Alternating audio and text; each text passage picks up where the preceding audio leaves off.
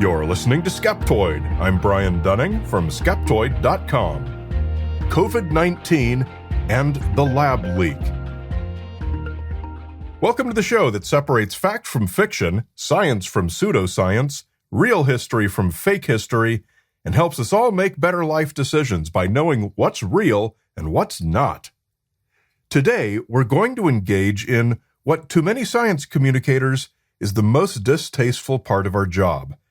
Try to answer a science question that's become infected with divisive party politics. Scientists can say one thing, and when loud pundits say something different, the general public often never hears the science-based conclusion. And they don't have to be just pundits. They can be investigators, intelligence agencies, government officials, and even scientists with strong political beliefs. By no means should any reasonable person expect that a general public that gets its information through the media, online or otherwise, is likely to get the unvarnished scientific perspective. Today, our question is the lab leak hypothesis for the origin of the COVID-19 pandemic. Was COVID-19 triggered by a virus leaked from the Wuhan Institute of Virology in China? It's a view held by almost nobody in the relevant sciences. But if you get your news from anywhere outside of top virology journals, you've almost certainly come to believe something very different. We are in the unfortunate position of witnessing a political fight to answer a science question. There's really only one point upon which everyone agrees, scientists and politicians, and that's that SARS-CoV-2, the version of the coronavirus responsible for the COVID-19 pandemic, has its ultimate origin in a population of horseshoe bats from a cave in Mojiang County in Yunnan Province. As early as 2017, 2 years before COVID-19, an article in the journal Nature published that this bat population contained all the genetic building blocks of SARS, severe acute respiratory syndrome. From 2002 to 2004, a SARS outbreak occurred which infected 8,000 people in 30 countries, resulting in 774 deaths, and it was finally traced to this same cave. Researchers warned in that 2017 article another similar outbreak could be possible. I should say that it's not entirely accurate to say everyone agrees on this. There is always what Theodore Roosevelt called the lunatic fringe, conspiracy theorists and alternate reality aficionados who insist upon outlandish claims that cannot be reconciled with established facts. Simple genetics show beyond any reasonable doubt that this horseshoe bat population is the origin of the virus, to the point that not even the staunchest of lab leak hypothesizers dispute it. Where the conflicting claims begin is upon what happened next. And that's where people start to split up into camps. The strongest dividing line is between scientists in the relevant fields and everyone else. The other primary dividing line is, unfortunately, political parties. And the camps they fall into are defined by their answers to two basic questions. Number one, SARS-CoV-2 is a naturally evolved coronavirus, versus it had a natural origin but was genetically manipulated by humans. And, number two, SARS-CoV-2 was transmitted to humans by animals, either in nature or in markets, versus it was leaked from the Wuhan Institute of Virology, either accidentally or on purpose. The first question, whether it was manipulated or not, is purely a science question and is easier to answer. Virology labs all over the world have been studying coronaviruses for a long time, with a basic goal of being most effectively able to fight the inevitable outbreaks. We've had the genomes for all the variants. When COVID-19 broke out, its genome was quickly published and shared worldwide, and an international team of virologists published the seminal article, The Proximal Origin of SARS-CoV-2, in the journal Nature Medicine in March 2020. Its introduction concludes, "We offer a perspective on the notable feature of the SARS-CoV-2 genome and discuss scenarios by which they could have arisen. Our analyses clearly show that SARS-CoV-2 is not a laboratory construct or a purposefully manipulated virus. You're free to read the paper, but the oversimplified, simplified version is that SARS-CoV-2 bears all the characteristics of natural selection and none of the markers of human manipulation. This is a good place to introduce gain-of-function research. This is when we take a pathogen and manipulate it to make it more deadly, i.e., more transmissible, more virulent, and able to infect a broader range of hosts. We have to be prepared for possible future variants of a pathogen that might cause another pandemic, so we create variants of our own. This is an absolutely crucial step in pandemic preparedness, and it's perfectly rational to suspect that that's what the Wuhan Institute of Virology might have been doing. When we do this kind of research, we start with a genetic backbone of a virus known to infect humans. We insert gene sequences from other viruses with the desired properties. All of these steps are familiar and easily recognizable to virologists. But SARS-CoV-2 didn't have the familiar backbone or the known inserted sequences. Its method of infecting humans was novel.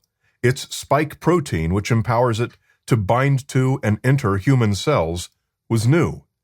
Yet its overall molecular structure closely matches that of coronaviruses found in bats and pangolins, indicating a zoonotic spillover event. It was not the hodgepodge of chunks all virologists are familiar with.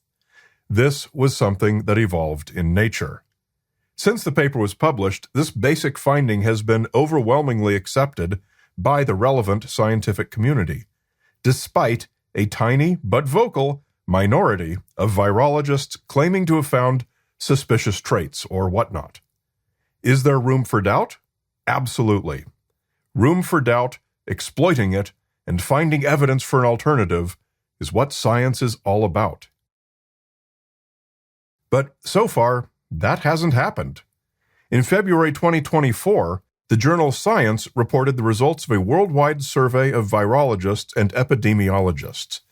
Its main finding was, the study's experts overall stated that the COVID-19 pandemic most likely originated via a natural zoonotic event, defined as an event in which a non-human animal infected a human, and in which the infection did not occur in the course of any form of virological or biomedical research.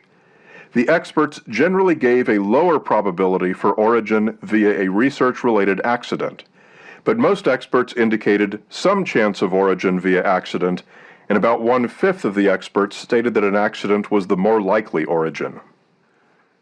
And this is supported by a pretty important paper published in the journal Nature in 2023 that reported on the results of sampling at the Huanan seafood wholesale market in Wuhan. The market closed in January 2020, basically as soon as China determined that that's where everything began. 923 samples were collected from the environment, and 457 samples from animals in refrigerators, freezers, and fish tanks. SARS-CoV-2 was found in 73 of the samples. In 2022, an epidemiological study published in Science found that that same market was indeed the original epicenter of the pandemic, even localizing the earliest cases to, quote, one section where vendors of live wild animals congregated and where virus-positive environmental samples were concentrated. These findings, published in Science and Nature, are basically undisputed. It was the unknowable events prior to the spread from the market that later disagreement built upon. The paper even states, quote, there is insufficient evidence to define upstream events, and exact circumstances remain obscure. Then, this question appeared to be clarified with events reported in early 2024. Virtually every news agency in the world reported that a new study found that the lab leak was more probable than a natural origin. This all stemmed from an online pre-publication of an article titled Use of a Risk Assessment Tool to Determine the Origin of Severe Acute Respiratory Syndrome, Coronavirus 2, written by 4 Australian epidemiologists who specialize in bioterrorism. There are a few things about this new study finding the lab leak more probable that were not often reported. First of all, it was not in a medical journal. It was published in the journal Risk Analysis. It was not an epidemiological analysis, nor was it even an analysis of investigation done. The paper presented the results given by something called the Modified Grunow-Fink Assessment Tool, which is a protocol for studying a bioterrorism attack. Rather than considering any actual evidence, the framework takes inputs from things like the rate and spread of the disease, the population affected, clinical presentation, the public health response, and the historical and intelligence context of the outbreak. The result is a statistical analysis, and in this case, the tool gave SARS-CoV-2 41 out of 60 points, or a 68% chance that it had an unnatural origin, compared to a 32% chance that it was natural. News outlets trumpeted that the mystery had been solved. But the authors themselves noted that this was not really an appropriate way to assess the origin of SARS-CoV-2, saying, "This study has several limitations that need to be considered. First, the MGFT tool was previously applied to smaller outbreak scenarios, and this is the first time it has been applied to a pandemic. Secondly, the tool was originally designed to detect biowarfare, not laboratory leaks or accidents. Therefore, this interpretation may require further testing and training of the tool." And the paper also didn't say what all the world headlines reported it said, which was that a new study has found SARS-CoV-2 came from a lab. Instead, the authors carefully articulated, quote, "Our analysis indicates that both theories of origin are equally plausible." However, this somewhat exaggerated reporting on this new study was also bolstered with some rehashing of big news from March 2023, which was that two U.S. agencies, the FBI and the DOE, Department of Energy, had both concluded that the lab leak hypothesis was the most likely source of the pandemic. Taking all this together, a lot of news outlets began reporting that the lab leak was now generally agreed as the most likely cause. And this wasn't just crackpot fringe news outlets, such as the typical ones known for reporting COVID-19 misinformation, like taking hydroxychloroquine or ivermectin or calling for the prosecution of Dr. Anthony Fauci. No, many mainstream and centrist news outlets reported this as well. What a lot of these left out was what was published in June 2023, which was a report from the Office of the Director of National Intelligence in response to the President's request that the intelligence community update its previous judgments on the origins of COVID-19. This report opens with a few clearly worded findings on which the intelligence community has, quote, broad agreement. Number one, the virus was not developed as a biological weapon. Number two, the virus was not genetically engineered.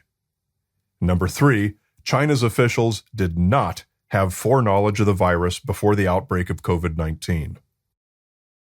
That finding that it was not genetically engineered is a synthesis from 6 intelligence agencies, 4 of which assessed with low confidence that it was not genetically engineered, and 2 of which found insufficient evidence to assess either way.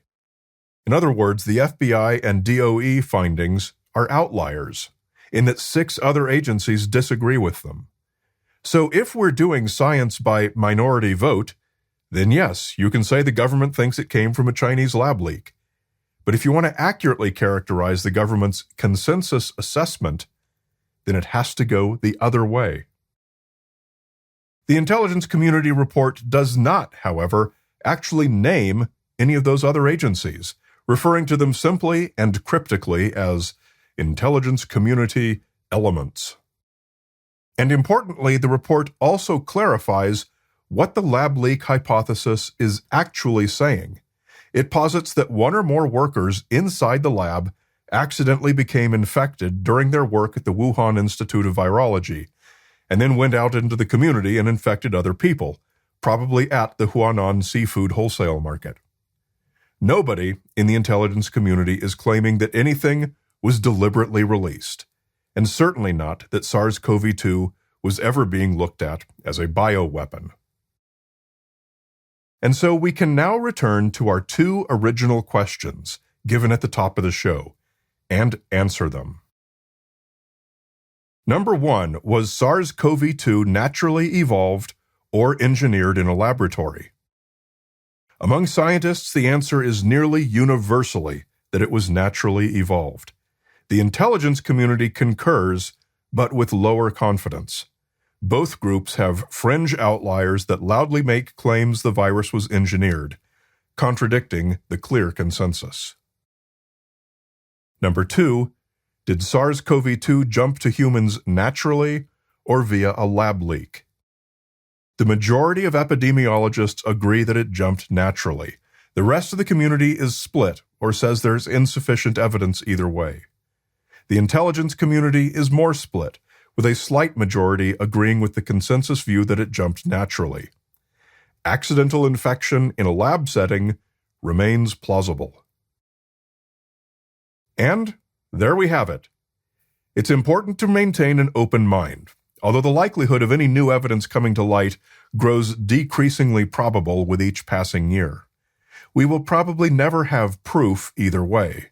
Until then, if you want to be more likely right than wrong, use the majority consensus as your starting assumption. And when you hear a news story make any kind of strong declaration against the consensus view, remember to always be skeptical.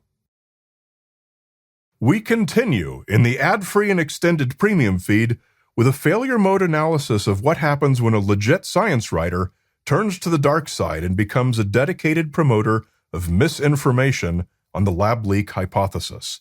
To access it, become a supporter at skeptoid.com/go-premium.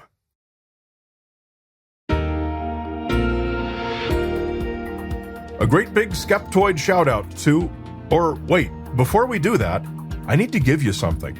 It's a new benefit for Skeptoid Premium members, and it's the bonus content section in the members portal.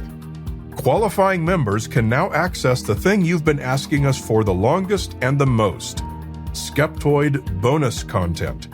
Get it if you're a qualifying member at skeptoid.com/members.